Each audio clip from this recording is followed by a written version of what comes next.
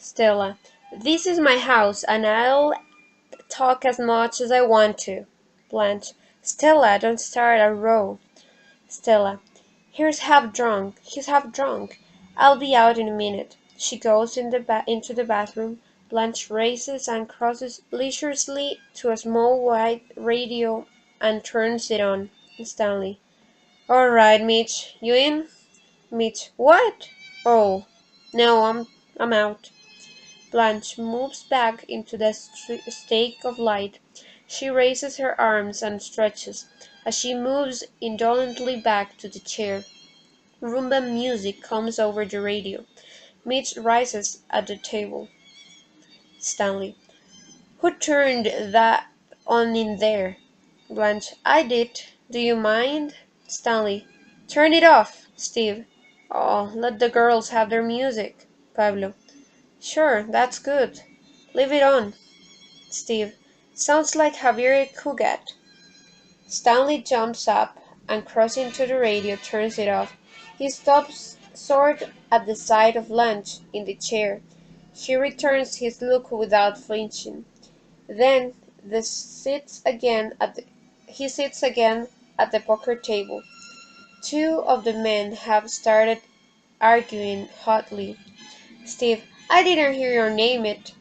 Pablo, didn't I name it, Mitch? Mitch, I wasn't listening. Pablo, what were you doing then? Stanley, he was looking through the drapes. He jumps up and jerks roughly at curtains to close them.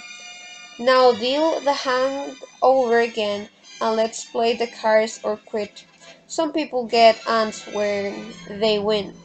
Mitch rises as Stanley returns to his seat. Stanley yelling, Sit down! Mitch, I'm going to head. Deal me out. Pablo, sure, he's got ants now. $75 bills in his pant pocket, folded as tight as pitballs. Steve, tomorrow you'll see him at the cashier's window getting them changed into quarters. Stanley, and when he goes home he'll deposit them one by one in a piggy bank his mother gave him for Christmas. Tilly. This game is split in the ocean. Mitch laughs uncomfortably and continues through the porters. He stops just inside. Blanche softly. Hello. The little boy's room is busy right now. Mitch, we've been drinking beer. Blanche, I hate beer. Mitch, it's a hot weather drink. Blanche, I don't think so. It always makes me warmer. Have you got any six? She has slipped on the dark red satin wrapper. Mitch, sure. Blanche, what kind are they? Mitch, Lucky's. Blanche, oh good. What a pretty case. Silver? Mitch, yes, yes. Read the inscription. Blanche, oh, is there an inscription? I can't make it out. He strikes a match and moves closer. Oh, reading with feigned difficulty. And if God choose, I shall but love thee better after death. Why, that's for my favorite sonnet by Mrs. Browning. Mitch, you know it? Blanche, certainly I do. Mitch, there's a story connected with that inscription. Blanche, it sounds like a romance. Romance. Mitch, a pretty sad one. Blanche, oh? Mitch, the girl's dead now. Blanche, in a tone of deep sympathy. Oh. Mitch, she knew she was dying when she gave me this. A very strange girl, very sweetie, very. Blanche, she must have been fond of you. Sick people have such deep, sincere attachments. Mitch, that's right, they certainly do. Blanche, sorrow makes for sincerity, I think. Mitch, it sure brings it out in people. Blanche, the little there belongs to people who have experienced some sorrow. Mitch, I believe you're right about that.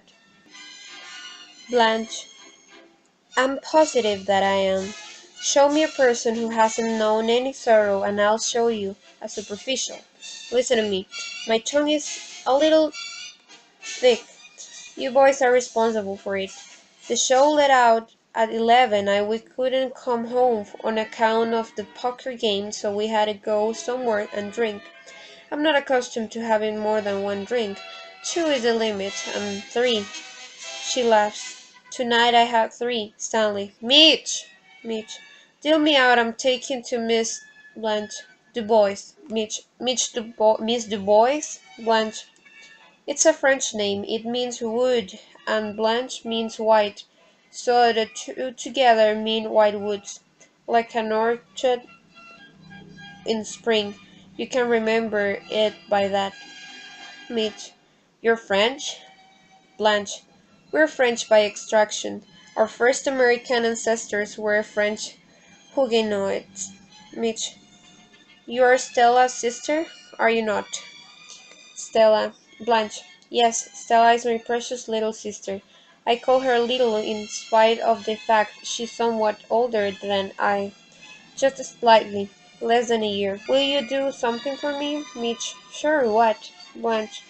I bought this adorable little colored paper lantern at a Chinese shop on Bourbon. Put it over the light bulb. Will you please? Mitch. Be glad to. Blanche, I can't stand a naked light bulb any more than I can a rude remark on a bolder action. Mitch, adjusting the lantern. I guess we strike you as being a pretty rough bunch, Blanche. I'm very adaptable to circumstances. Mitch, well, that's a good thing to be. You're visiting Stanley and Stella? Blanche, Stella hasn't been so well lately, and I came down to help her for a while. She's very run down, Mitch. You're not, Blanche, married? No. I'm an old maid school teacher, Mitch. You might teach school, but you're certainly not an old maid, Blanche. Thank you, sir. I appreciate your gallantry, Mitch. So you're in the teaching profession, Blanche. Yes, yes. Mitch, grade school or high school or Stanley bellowing. Mitch, coming. Blanche, gracious. What a long power. I teach high school in Laurel. Mitch, what do you teach? What subject? Blanche, guess. Mitch, I bet you teach art or music. Blanche laughs delicately. Of course I could be wrong. You might teach arithmetic. Blanche, never arithmetic, sir, never arithmetic. With a laugh. I don't ever know my multiplication tables. I don't even know my multiplication tables. No, I have the misfortune of being an English instructor.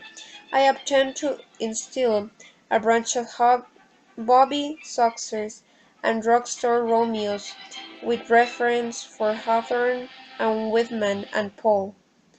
Mitch, I guess that some of them are more interested in other things. Blanche, how very right you are. Their literary heritage is not what most of them treasure above all else, but they are sweet things, and in the spring it's touching to notice them making their first discovery of love, as if nobody had ever known it before. The bathroom door opens and Stella comes out. Blanche continues talking to Mitch. Oh, have you finished? Wait, I'll turn on the radio. She turns the knobs on the radio and it begins to play. Win, win, no, darling. Blanche waltzes to the music with romantic gestures. Mitch is delighted and moves in awkward imitation like a dancing bear. Stanley stalks fiercely through the portieres into the bedroom. He crosses to the small white radio and snatches it off the table. With a shouted oath, he tosses the instrument out the window. Stella. Drong, animal thing, you. She rushes through to the poker table. All of you, please go home. If any of you have one spark of decency in you, Blanche wildly. Stella, watch out! Stanley charges after Stella. Men feebly. Take it easy, Stanley. Easy, fellow. Let's all. Stella. You lay your hands on me, and I'll. She backs out of sight. He advances and disappears. There is a sound of a blow. Stella cries out. Blanche screams and runs into the kitchen.